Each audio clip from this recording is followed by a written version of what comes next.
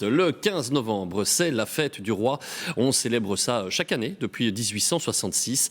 Il y a d'abord un tédéum, puis des discours à la Chambre. Ça se fait sans le roi, qui ne se célèbre pas lui-même.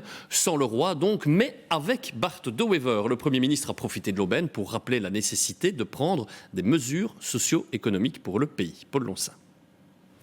La princesse Astrid, son frère, le prince Laurent, accompagné de son épouse, la princesse Claire.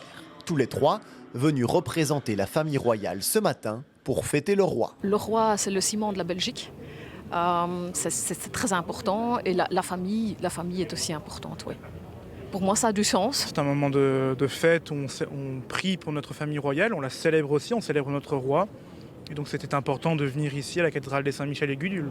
À 91 et 88 ans, le roi Albert II et la reine Paola sont absents et à l'avenir, ils ne participeront plus aux cérémonies officielles en raison de leur âge. A l'inverse, première participation à ces célébrations pour le Premier ministre. Au Parlement, le nationaliste flamand accueille même la famille royale pour une seconde cérémonie plus politique, lors de laquelle Bart De Wever rappelle sa volonté de réformer le pays.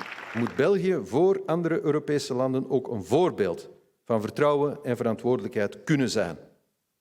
Grondige socio-economische en ingrijpende budgettaire hervormingen zijn onontbeerlijk. Des cérémonies en deux temps pour cette fête du roi célébrée chaque année le 15 novembre depuis 1866. Et 159 ans plus tard, elle continue de souligner le rôle du souverain au sein du système institutionnel belge.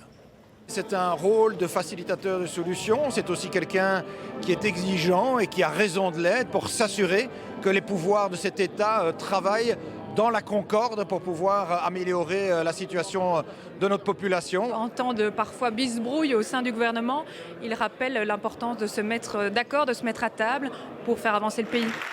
Et Bart De Wever ne le sait que trop bien, dans 41 jours, son avenir en tant que chef du gouvernement pourrait se jouer face au roi.